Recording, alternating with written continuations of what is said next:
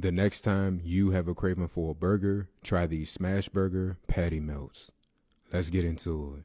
To cook our onions in a skillet on medium-low heat, add in some oil and butter. Once our butter is melted, toss in sliced onions. Cook our onions for a few minutes until they soften and brown, then toss in some salt and cook for a couple more minutes. We're going to take about a quarter pound of ground beef and roll into a ball. Add some oil to a hot skillet. Once our oil is hot, toss in our beef and flatten out until it's super thin. Season your burger with your preference of spices. I'm using salt, black pepper, and garlic powder. After cooking for a couple minutes, flip our burger over, and this is what we're looking for. Good color and a nice crust. Add on our cheese and cover. Once our cheese is melted and burger is cooked to your preference, set aside. Assemble our burger by adding down a layer of burger sauce, cheese, our patties, top with onions, more burger sauce, cheese, and cover. Melt some butter in a skillet on medium-low heat. Add in our patty melt, press down, and toast on both sides for a couple minutes.